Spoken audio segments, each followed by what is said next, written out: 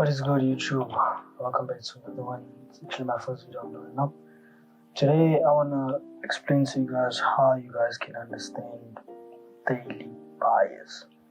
So if you are a swing trader, you know that the market does move in ranges, and understanding the daily bias gives you a general direction of where the market is most likely to go next. So for instance, if I have this range right here, if I have these highs here, and I have these lows right here, we know we're in a range. If I do put my Fibonacci, you can see we're in a this is going to be our premium on top, this is going to be our discount at the bottom. If we do go to a daily chart, you can see that on the higher time frame, in the monthly, you see we'll be weakened to the equilibrium, and then the market started reversing, in a sense, changing its direction, because we've been trading from a premium to midpoint, premium again, discount market, midpoint again, and then we're going to take out these lows here and a discount market. So understanding the daily bias, if my general direction, whether I'm trading trend lines like this, could be something like this or like this, whether you're trading trend lines or you're trading a naked chart with market structure, you guys can understand that the market would be moving in the general direction that you see. So on the daily chart, you can see that we are actually moving downwards. That's giving me perspective that I should look for more sells than buys in a general sense if we look at the higher time frames. So going down onto the daily chart, you guys can actually see that we've been trading lower. There was a market structure shift here.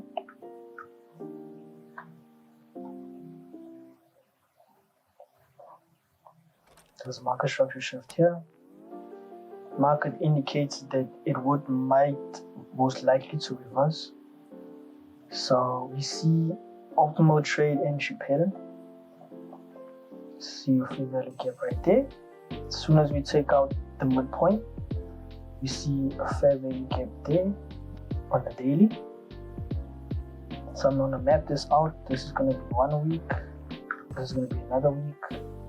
And this is going to be another week. This one is now. So this is going to be 3 weeks. It's 3 week time frame. So if I go on to the 4-hour chart,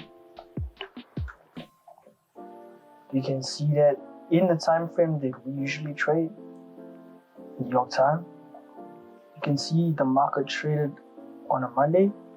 It made the high of the month, the week. Traded low on Tuesday. Traded again up.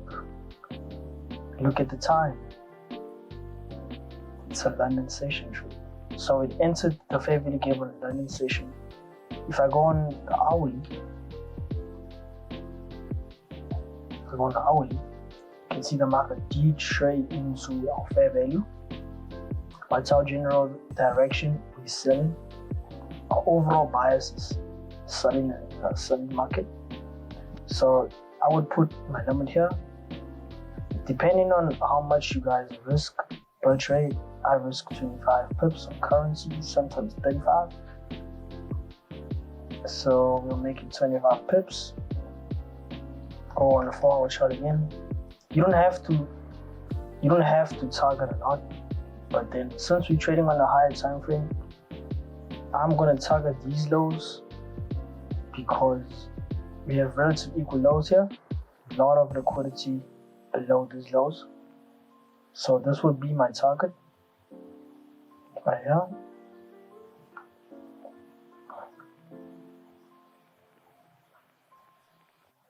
This would be my target right here.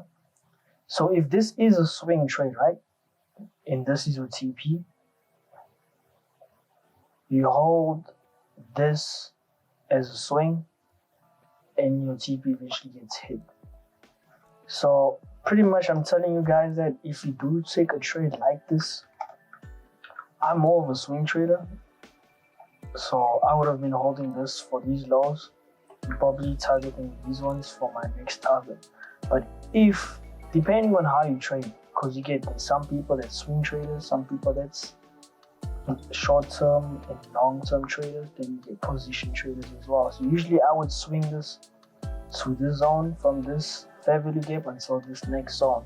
So knowing that the market is most likely to move towards this discount, I'm expecting more sales coming from the chart than coming from the dependent currency that you're trading.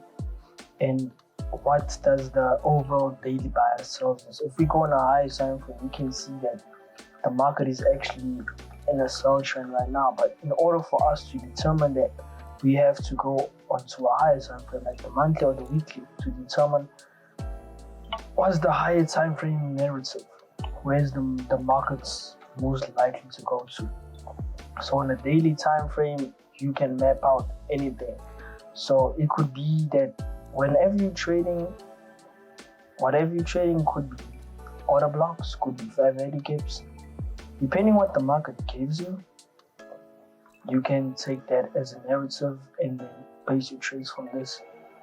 If we're in a market that's selling, we would mostly look for sells, long shorts, and short-term buys. So if I go into the daily, you guys see there was a order block here. There was an order block right here. The market did react on this. I'm gonna go into this day. So this was the Friday, 25th August. I'm gonna map out this day so you guys can see what I'm talking about. So this is the day, this is Friday.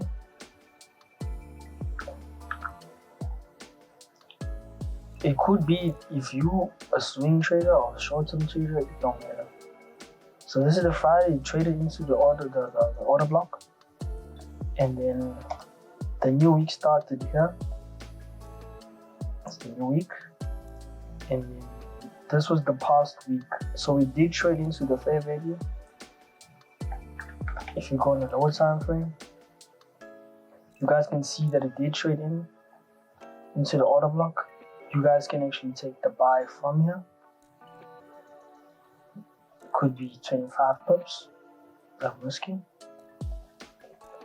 If I go on the 4-hour chart, depending on the range that I'm in, usually what I'll do is take the FUB from here, the low of this range and the high of this range. The low and the high of this range, and this could be my targets, the 130 pips, and actually the TP. So if you guys can see, if you have a sense of where the market is most likely to go, then you know exactly what you should be looking for. So the sells are going to be more as the market is moving down, because I can map out a lot of things like this order block right here. There's another order block. Market did react on that, sell down. If I move a little bit more, we can look for more type of optimal trade entries. If I go on the 4-hour chart, there's a fair value right there. The market did react on this. If you didn't catch that one, you could have reacted on this one. Trade from here, the market moves down, comes up again, moves down, creates optimal trade entry. Does the market trade in? Yes, it does trade in. Take another sell from here. Target the order block, got 80 pips, plus 25. Here's another trade right here. Enter the fair value, plus 25 pips. Could have targeted this. It's two trades. There was another trade right here.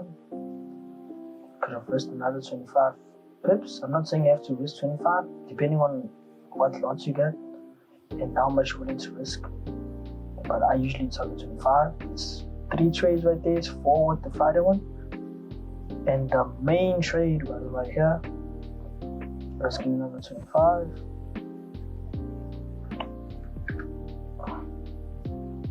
Let's say the order block.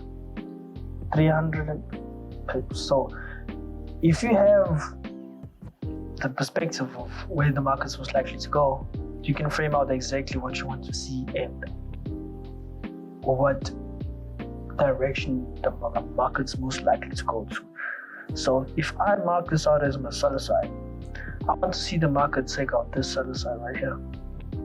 Why do I make that seller side? Relative equal lows. I could have multiple seller sides. I could take this one, my sell side liquidity. If I remove the order block, this could have been my targets, because this is the recent low before seeing market structure shifting higher, taking out these highs here. This could have been my first target. This could have been my target again, and this could have been my target again here. But it's all depending on what you see on the chart. So this is Congress Kings. I hope you guys enjoyed this video. Make sure you guys subscribe, and I'll see you guys in the next one. Peace.